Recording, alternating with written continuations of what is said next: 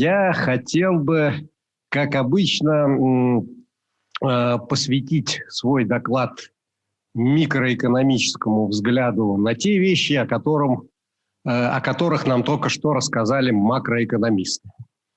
Comme toujours, je voudrais consacrer ma présentation au regard microéconomique des choses dont les intervenants précédents ont parlé du point de vue macroéconomique.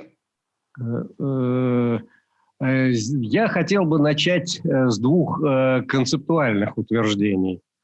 Je voudrais commencer ma présentation par deux affirmations conceptuelles. Первое. Меры макроэкономической политики всегда исходят из некоторых предварительных соображений. Premièrement, les mesures de politique macroéconomique sont toujours basées sur des considérations suivantes. Но экономические агенты, предприятия, домохозяйства, регионы могут отреагировать на эти меры макроэкономической политики совсем не так, как это предполагают авторы этой макроэкономической политики. C'est que les agences économiques peuvent réagir à des mesures macroéconomiques d'une façon autre que les initiateurs de ces mesures avaient prévu. Хороший пример – это поведение российских предприятий в 90-е годы. Они вели себя тогда совсем не так, как это предполагали авторы реформаторской макроэкономической политики. Un bon exemple à fournir, c'est que les entreprises, pendant les années 90, ne se sont pas comportées d'une façon qui avait été prévu par les réformateurs de l'économie de l'époque. Второе соображение. Меры макроэкономической политики могут быть, в принципе, удачными и могут нравиться экономическим агентам. Deuxième considération, les mesures macroéconomiques peuvent être une réussite et peuvent plaire à des agents microéconomiques. Но макроэкономические агенты могут быть не вполне готовы к этим мерам и не вполне готовы к тому, чтобы показать хорошие экономические результаты. Mais ces agents peuvent ne pas être prêts à ces mesures et risquent de ne pas faire preuve de bons résultats. Просто потому, что у них не хватает адаптивных способностей. Tout simplement parce qu'il manque de capacité d'adaptation. Здесь, конечно, важен и структурный аспект. Là, l'aspect structurel a son rôle à jouer. Потому что в некоторых секторах экономики адаптивные способности у предприятий достаточно высоки, а в других не очень высоки, и поэтому эти сектора экономики реагируют на хорошие меры макроэкономической политики довольно по-разному. Parce que certains secteurs économiques ont des capacités d'adaptation, d'autres n'en ont pas. Eh bien, ceux qui n'en ont pas n'ont pas la possibilité de bien réagir à de bonnes mesures macroéconomiques. Для России хорошая новость заключается в том, что российские предприятия в очередной раз продемонстрировали неплохие адаптивные способности и начали довольно быстро приспосабливаться к кризису, перестраивая свою деятельность. La bonne nouvelle pour la Russie est que les entreprises ont fait vite de montrer leur capacité d'adaptation et ils ont commencé à très vite s'adapter aux conditions nouvelles de la crise. На этом графике я показываю результаты наших 3 последних опросов, которые мы провели в течение последнего года. Ce graphique montre les résultats de nos 3 derniers sondages que nous avons menés au cours de cette année, 20 или 21. На протяжении последнего года, с весны 2020 по весну 2021. Au cours des 12 derniers mois, à partir du printemps 2020 jusqu'au printemps 2021. Здесь, на этом графике, содержатся ответы на вопрос, пострадали ли ваше предприятие от пандемии COVID-19.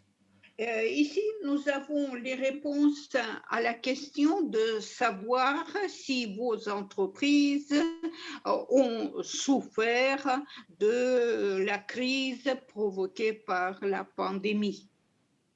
Обратите внимание на голубой сегмент в середине столбика. J'attire votre attention au segment bleu clair au milieu de chaque colonne. Это ответ «нет, не пострадало». Ça, c'est la réponse non, l'entreprise n'a pas souffert. Обратите внимание, что весной 2020 года только 5% предприятий считало, что они не пострадали от кризиса, а весной 2021 таких предприятий уже, считайте, 23%. А первых сколько было? 5%, ну 4,8, вот если на графике. Что они не пострадали. Au printemps 2020, il y avait seulement 5% d'entreprises qui disaient qu'elles n'avaient pas souffert de cette crise, alors qu'au printemps 2021, il y avait presque 23% de telles entreprises. Иными словами, уже почти четверть российских предприятий считает, что они полностью адаптировались к текущему кризису. En d'autres termes, presque un quart d'entreprises considèrent qu'elles se sont adaptées aux conditions nouvelles. Конечно, это пока в 3 раза меньше, чем доля предприятий, которые все-таки пострадали от кризиса, но тенденцию можно считать положительной. Quand même, ce chiffre est 3 fois moindre que le chiffre d'entreprises qui pensent qu'elles ont souffert de la crise. Et pourtant, nous pouvons considérer cette tendance comme positive. Конечно, разные факторы внесли вклад в общее улучшение ситуации в российской экономике. Il est sûr qu'il y a eu différents facteurs qui ont apporté leur contribution à l'amélioration de la situation économique en Russie. Но стоит признать, что одним из этих факторов была экономическая поддержка предприятий со стороны государства. Et il faut reconnaître quand même que le soutien économique des entreprises par l'État, c'était un de ces facteurs. Нам Жак только что рассказал, что объем этой поддержки был относительно невелик. Jacques vient de dire que le volume de ce soutien a été relativement faible. Я имею объем поддержки в целом по российской экономике. Je pense au volume de soutien au total en ce qui concerne toute l'économie russe. Но надо отметить, что в этот раз эта поддержка была гораздо более разнообразной, чем, например, во время кризиса 2008-2009 годов. Et pourtant, il faut signaler que ce soutien a été beaucoup plus diversifié que le soutien de la crise de 2008 à 2009. Было организовано множество небольших по масштабу мер поддержки для самых разных секторов экономики.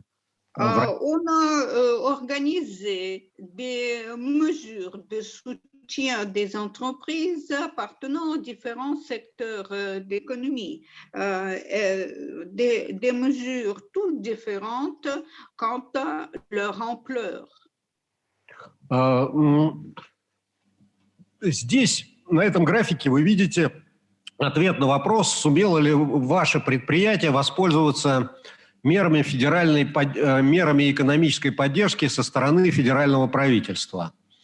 Ici, il y a les réponses à la question de savoir si l'entreprise a réussi à profiter des mesures de soutien économique venant de la part du gouvernement fédéral. Вы видите, что если весной 2020 года поддержку со стороны федерального правительства получило только 9% российских предприятий, то осенью 2020 года таких предприятий было уже 25%, а весной 2021 уже больше 30%. Vous voyez qu'au printemps 2020, il y avait 9% de telles entreprises. Vers l'automne 2020, il y en avait 25%, alors qu'au printemps 2021, plus de 30% d'entreprises ont bénéficié de ce soutien. То есть меры правительственной поддержки затронули весьма широкий круг российских предприятий.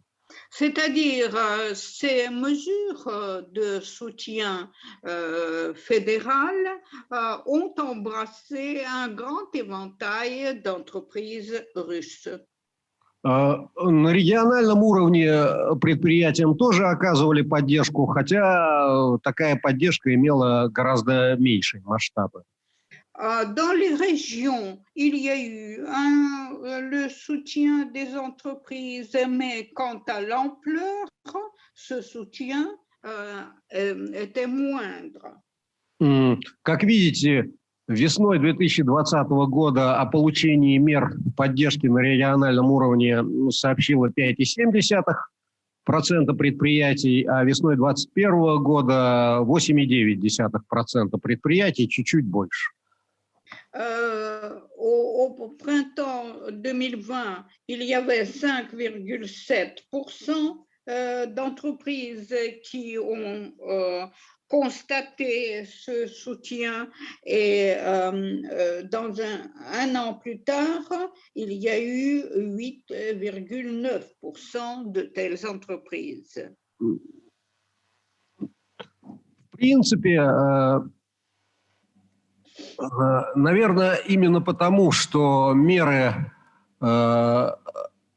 правительственной поддержки достигли достаточно большого числа российских предприятий, за последний год, за прошедший год серьезно улучшились оценки, которые предприятия выставили качеству макроэкономической политики наших властей.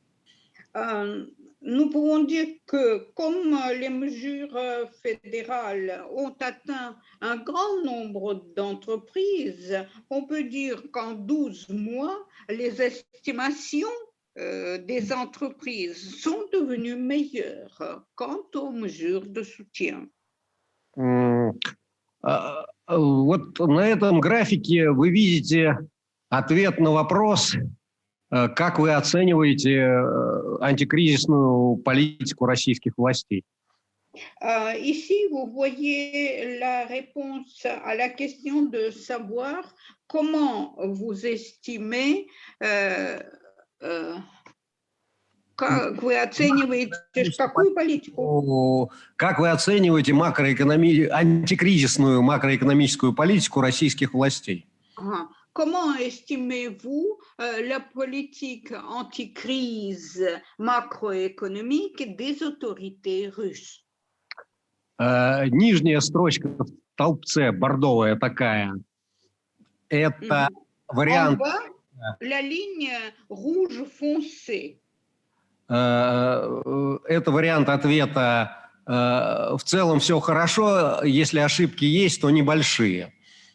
Les réponses sont les suivantes. En gros, tout est très bien. S'il y a des erreurs, elles ne sont pas très importantes.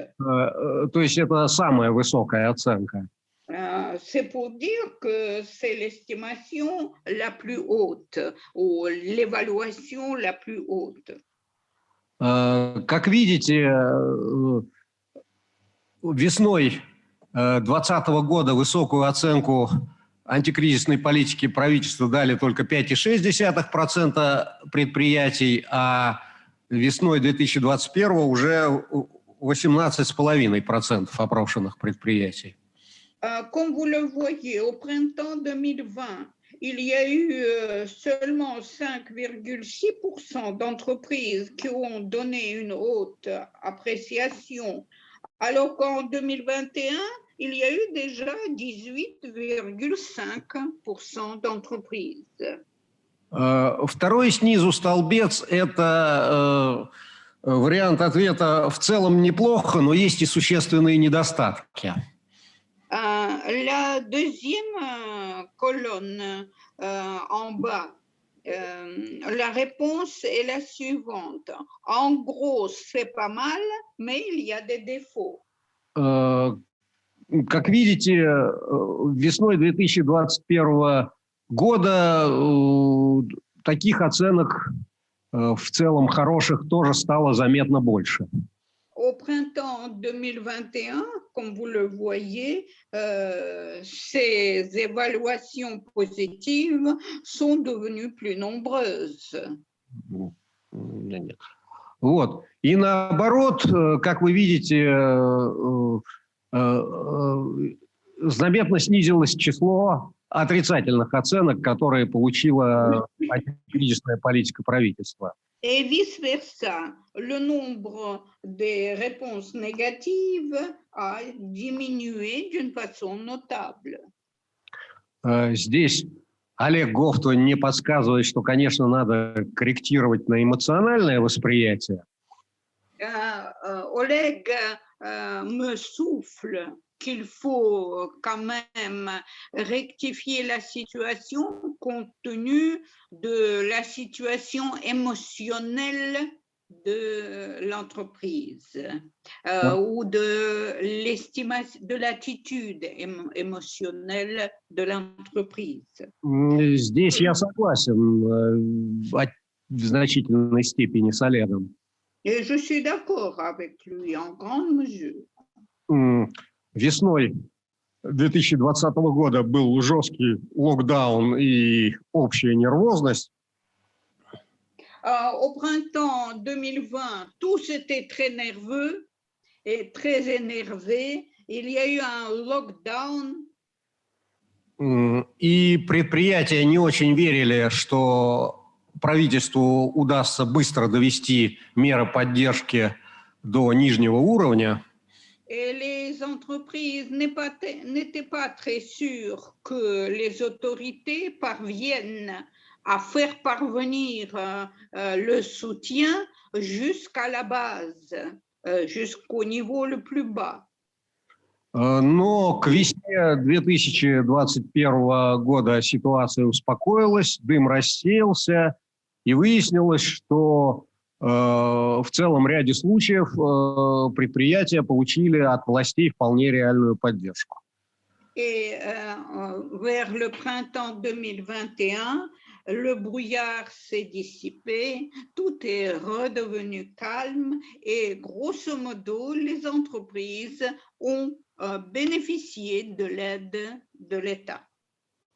Ну и вы видите, что доля позитивных оценок по отношению к антикризисной политике правительства сейчас выше, чем доля отрицательных оценок, и заметно. Et nous voyons, d'après les graphiques, que la part des estimations positives est supérieure à celle des réponses négatives. Еще один любопытный феномен – это значительное, еще один любопытный феномен, возникший в момент ковидного кризиса, это резко возросший интерес российских предприятий к обменному курсу рубля. Encore un phénomène très curieux qui est né pendant la crise Covid-19. C'est un intérêt aggravé qui accusait des entreprises envers le changement du taux du rouble. Ну, это связано, на мой взгляд, с двумя обстоятельствами. Ceci, à mon avis, est dû à deux circonstances. Во-первых, довольно быстрым ростом цен на основные товары российского экспорта. Tout d'abord, la hausse des prix très rapide des marchandises exportées par la Russie. И на быстрый, и тоже на достаточно быстрый рост некоторых составляющих российского импорта, которые повлияли на себестоимость продукции российских предприятий. Et le deuxième facteur, c'est aussi une hausse assez rapide de l'importation des produits vers la Russie qui ont influencé les prix. Ну, там ниже мы посмотрим еще одну таблицу, которая показывает, почему для российских предприятий важен обменный курс рубля. Un peu plus bas, nous verrons un tableau qui montre pourquoi le taux de change du rouble russe est important pour les entreprises russes. Но понятно, что когда предприятие импортирует много сырья и комплектующих, или когда оно закупает много импортных машин и оборудования, то рост издержек оно может остановить прежде всего благодаря укреплению рубля. On comprend bien que quand l'entreprise consomme beaucoup de consommables ou est obligée d'acheter les équipements, etc., alors l'appréciation du rouble influence la formation des prix. Обратите внимание, что аналогичный всплеск интереса к обменному курсу рубля произошел весной 2015 года, сразу после резкой девальвации рубля. J'attire votre attention que cet intérêt envers le taux du rouble a été très prononcé en 2015 et cela s'est passé après une brusque dévaluation du rouble, une brusque dépréciation du rouble. Понятно, что и в том случае, и в этот раз сильнее других пострадали предприятия-импортеры. Et nous comprenons bien que ce sont les entreprises importatrices qui ont le plus souffert à cause de ce changement du taux du rouble en 2015 et en 2020 et 2021. На этом графике вы видите мнение предприятий по поводу обменного курса рубля по отношению к доллару, Ici, vous voyez l'opinion des entreprises par rapport au taux du rouble, par rapport au dollar. Le taux du rouble par rapport au dollar. а на этом графике вы видите отношение предприятий к обменному курсу рубля к евро. Et ici, vous voyez l'attitude des entreprises envers le taux du rouble par rapport à l'euro. Картина похожа, только еще чуть-чуть больше внимания сейчас российские предприятия уделяют обменному курсу по отношению к евро. Le tableau est presque pareil, à cette différence près que l'attention des entreprises est ici plus grande même envers le taux de change du rouble. Вот на этом графике указаны причины, которые определяют повышенный интерес предприятий к обменному курсу рубля. Ici, ce graphique montre les raisons de cet intérêt prononcé des entreprises envers le taux du rouble. Как видите, наиболее часто предприятия упоминают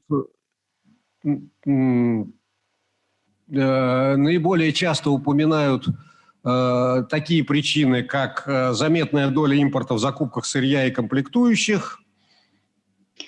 Parmi ces raisons, les entreprises le plus souvent citent la nécessité d'acheter les consommables et les équipements. А второй вариант – это высокая потребность в закупках импортных машин и оборудования. Et aussi la nécessité d'acheter des machines et des équipements. Также я бы обратил ваше внимание на то, что постепенно растет доля ответов, которые это самый верхний и самый нижний варианты ответа, которые связаны с экспортной деятельностью российских предприятий. Vous voyez les réponses en haut, tout à fait en haut et tout à fait en bas. Ce sont les réponses qui sont liées avec l'activité exportatrice des entreprises.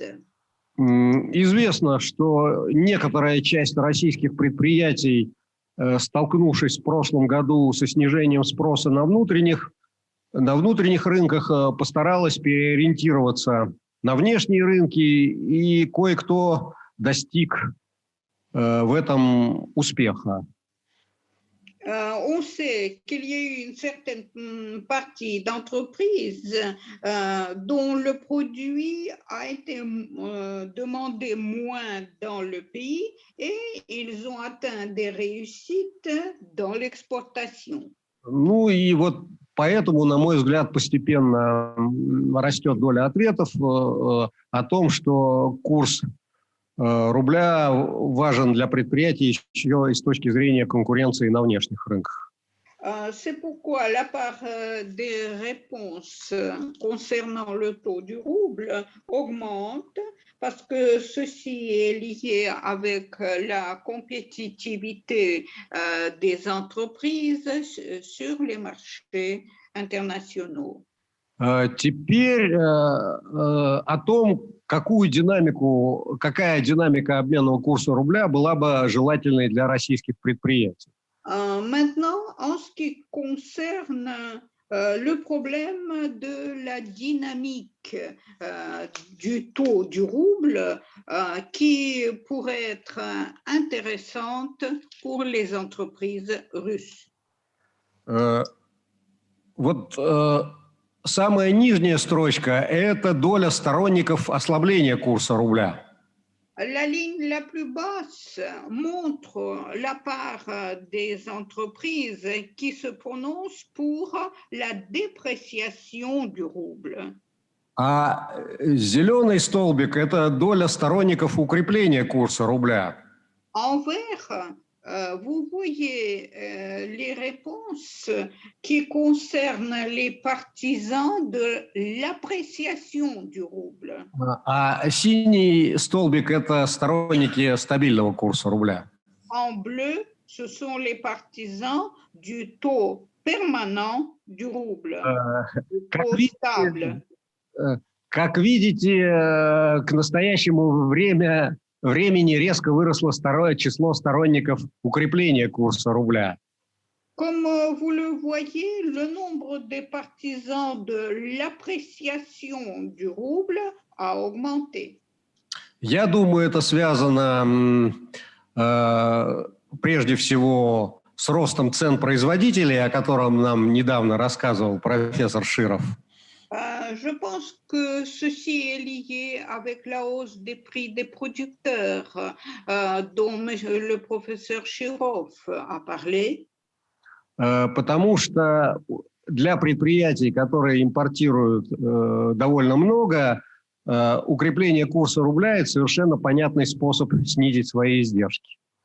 Parce que pour les entreprises qui importent beaucoup, l'appréciation du rouble, c'est la possibilité de diminuer les coûts. Ну, так что вот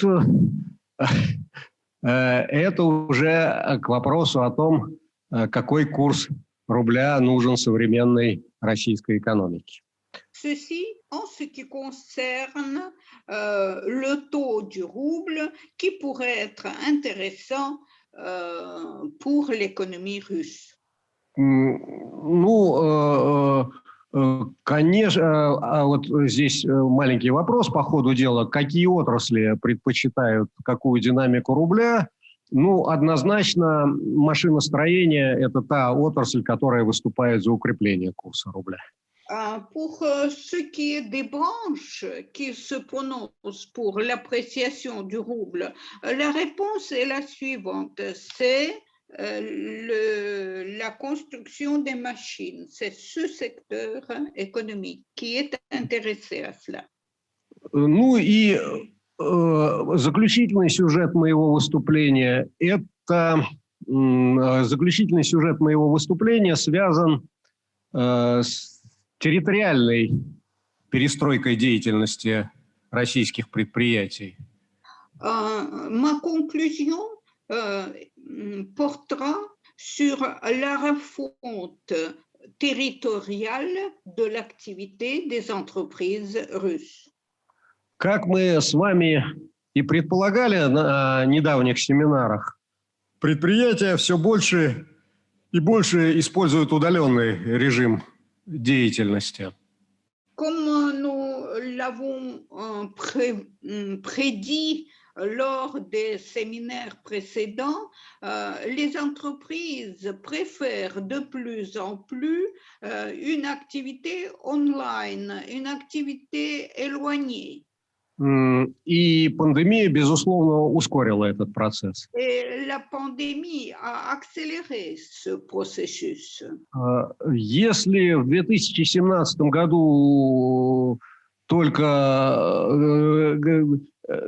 почти 25% российских предприятий имели географически удаленные подразделения, то в 2021 году таких предприятий стало уже больше 30%.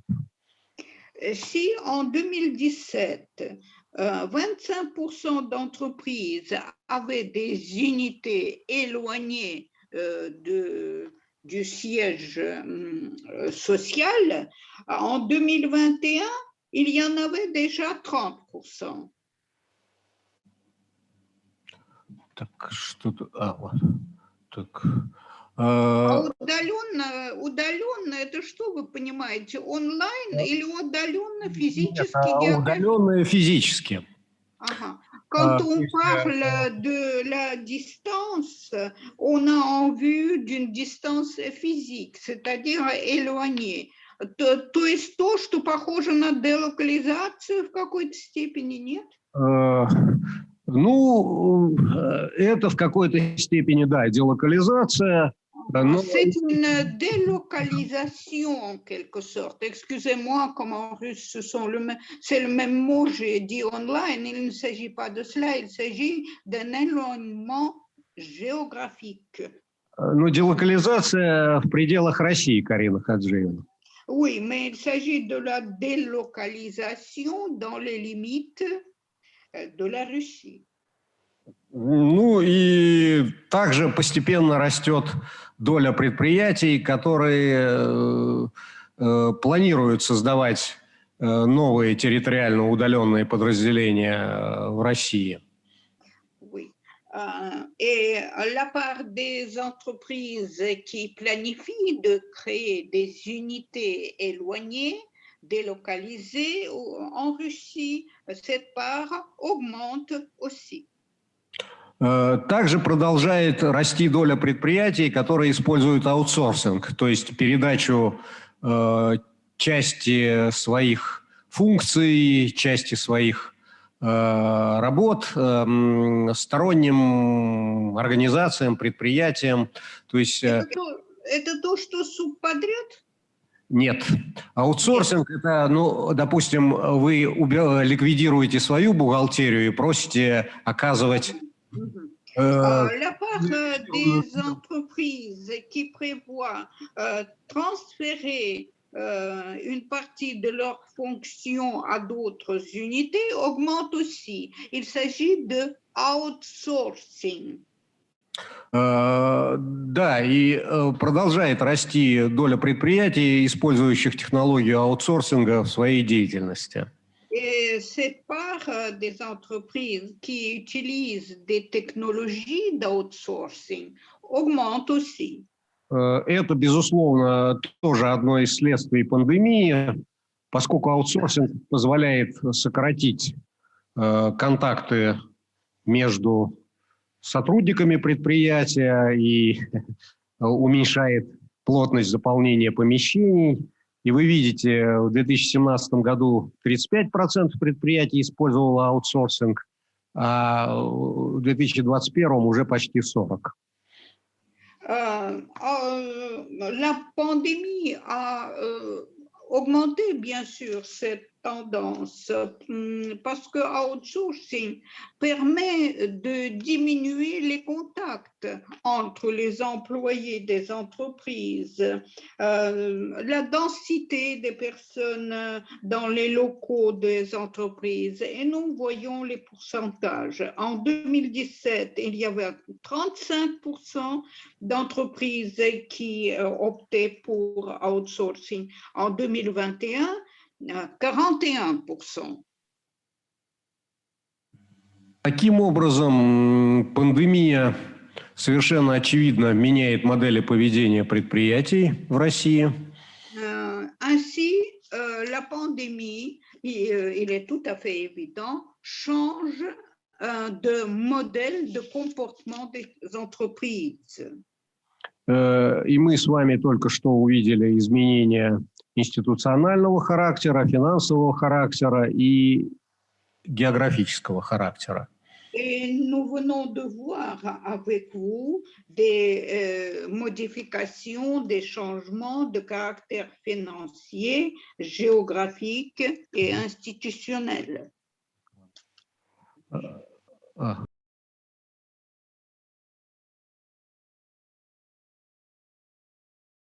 Пожалуйста, коллеги. Nous avons encore quelques minutes, je vous en prie.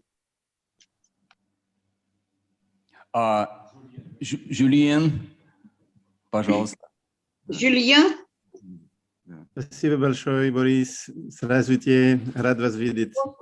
Julien, c'est vous? Je ne vous ai pas reconnu. Je pensais qui? Je ressemble de plus en plus à Lénine, je pense.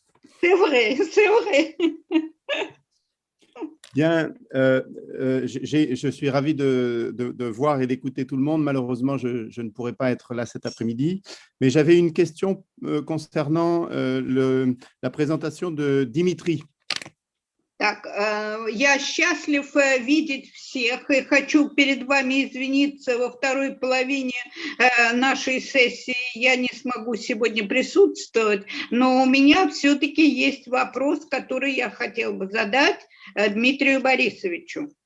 Je voudrais savoir s'il était possible d'émettre, sur la base de l'enquête régulière dont il nous donne les résultats toujours aussi passionnants, séminaire après séminaire, s'il était possible d'émettre des hypothèses sur la réorganisation des entreprises russes en situation de crise pandémique. Так, во-первых, я благодарю Диму за то, что он каждый раз нам представляет совершенно замечательные исследования, обследования по опросам и так далее. И в связи с этим хотел бы спросить, можно ли разработать на основе ваших результатов опросов, разработать гипотезу по réorganisation предприятия в кризисной ситуации. Et en fait, je pensais à deux hypothèses très simples dont je voulais savoir si elles pouvaient être évaluées par Dimitri. La première… Attendez, excusez-moi. И я подумала о возможности разработать две гипотезы, очень простых. И хотела бы, чтобы Дмитрий ответил на вот это такое предложение. Очень простые, две гипотезы.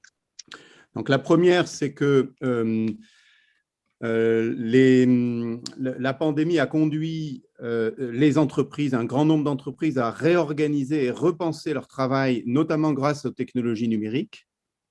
Во-первых, первая гипотеза. Пандемия заставила предприятия реорганизовать свою работу и перейти на цифровую организацию труда и так далее. Et il y a peut-être des irréversibilités sur certains aspects de cette réorganisation interne. И в результате такой внутренней реорганизации предприятия, может быть, появились необратимые ситуации. Et la deuxième, elle est un petit peu plus mésoéconomique ou presque macroéconomique, c'est de l'économie industrielle. И вторая гипотеза, она больше к макроэкономике относится или относится к экономике промышленных предприятий. C'est qu'en Russie, comme dans d'autres pays, la pandémie aurait conduit à un développement accéléré d'activités et d'entreprises qui proposent des services numériques. Пандемия привела к тому, что ускорилась цифровизация, ускорилась реорганизация предприятий, которые как раз и основаны на цифровых технологиях и предлагают услуги, связанные с цифровизацией. Et l'une des conséquences de cette montée en puissance du numérique pourrait être, et ça c'est aussi je dirais peut-être une troisième hypothèse, pourrait être une réorganisation géographique de l'activité de certaines de ces entreprises avec peut-être une relocalisation interne à la Russie de certaines activités. Да, и следствием этого была цифровизация в географическом смысле. И это может быть и уже может служить третьей гипотезой, что приведет к еще большей делокализации внутри страны. Merci. Спасибо. Спасибо за вопрос, Жульен. Merci pour votre question, Julien. Да, я согласен с тем, что в основе изменения моделей предприятий в настоящее время лежит цифровизация. Oui, je suis d'accord qu'à la base du changement des modèles des entreprises, il y a la digitation. Причем процессы цифровизации шли и до пандемии, но, безусловно, пандемия их ускорила. Et ceci étant, la digitation avait eu lieu bien avant la pandémie, mais la pandémie les a accélérés. Причем она ускорила не только те процессы цифровизации, которые необходимы для борьбы с кризисом и с пандемией, но и вообще любые процессы цифровизации. Et on a accéléré non seulement les aspects de la digitation pour lutter contre la pandémie et les effets de la crise, mais en général d'autres aspects. Что касается нашего опроса, то мы задали вопросы в той же формулировке, что и 4 года назад. Я имею в виду вопросы про делокализацию производства. Pour ce qui est de nos sondages, nos enquêtes, nous avons posé pratiquement les mêmes questions que nous avions posées il y a 4 ans, которые касались чего? Qui concernait la délocalisation des unités d'entreprise. Конечно, сейчас надо было бы задать вопросы и про цифровизацию, но нам было важно сопоставить ответы именно на одинаковые вопросы. Pour nous, il était important de comparer les réponses aux questions pareilles. Bien sûr, on aurait pu poser des questions concernant les technologies numériques. Я думаю, что во время одного из следующих вопросов мы зададим вопросы именно про цифровизацию технологий на предприятиях. Je pense que pendant des sondages ultérieurs, nous allons inclure les questions concernant les technologies numériques. Но, повторю, вот эта цифровизация, связанная с пандемией, вызвала интерес к цифровым технологиям вообще. Mais je dois dire que les technologies numériques liées avec la pandémie, leurs aspects, ont suscité l'intérêt envers les technologies numériques en général. Юлия Зинченко рассказывала на прошлом семинаре, как одно из предприятий города Вологда, где вы бывали, Жульен, использует нейросети для определения качества древесины. Yulia Zinchenko, lors du dernier séminaire, a parlé d'une entreprise de Vologda où on utilise des réseaux pour établir la qualité du bois. Я, к сожалению, не знаю, как правильно по-французски сказать нейросети, но, может быть... Что такое нейросеть? Réseau de neurones, non? Réseau de neurones, je pense. Réseau de neurones. Je ne sais pas, il a en vue les nerfs ou quoi? C'est ça. Нейросеть. По-английски Борис Николаевич скажет как. Réseau de neurones, je pense. Neuroréseau. Вот. И действительно, мы видели своими глазами, как небольшое предприятие серьезно повысило качество продукции за счет того, что молодые вологодские программисты отладили систему, которая сама определяет качество древесины, идущей по конвейеру. Les programmeurs de Vologda ont élaboré un logiciel qui permet de déterminer la qualité du bois et c'est la machine elle-même qui le fait. Grâce à cela, comme nous l'avons vu pendant le séminaire, la qualité du produit a amélioré. Но, конечно, эти программисты были взяты на работу не для того, чтобы определять качество для древесины, а для того, чтобы помогать справляться с проблемами, порожденными пандемией. Это уже было... On comprend bien que ces programmeurs-là ont été embauchés, non pas pour déterminer la qualité du bois, mais plutôt pour lutter contre les effets de la pandémie. С другой стороны, я должен сказать, что есть и примеры, когда цифровые технологии уходят назад после окончания карантина. Mais d'autre part, j'ai des exemples où les technologies numériques cessent d'être demandées une fois la pandémie résolue. Например, когда в России был объявлен карантин, резко увеличился спрос на доставку продукции по заказу из ресторана прямо в дом.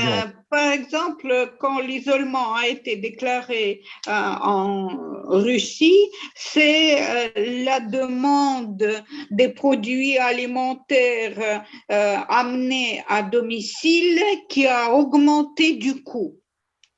Я думал, что когда карантин закончится, этот вид спроса сохранится. J'ai pensé qu'une fois l'épidémie finie, ce type de demande sera maintenu. Однако, насколько мне известно, спрос на доставку продукции из ресторанов на дом вернулся к докризисному уровню, никакого всплеска не произошло. Et pourtant, il n'y a pas eu d'explosion et cette demande est revenue vers le niveau qu'elle avait avant la crise. Все рестораны разработали специальные приложения для доставки их меню на дом, но сейчас эти приложения в основном простаивают. Tous les restaurants ont élaboré des applications qui concernent la livraison à domicile des produits alimentaires. Et actuellement, ces applications ne sont pas demandées. Так что наличие тех или иных цифровых технологий не всегда означает, что они будут востребованы всегда. C'est pour dire que l'existence de telle ou telle technologie ne signifie pas que ces technologies seront toujours demandées. Спасибо.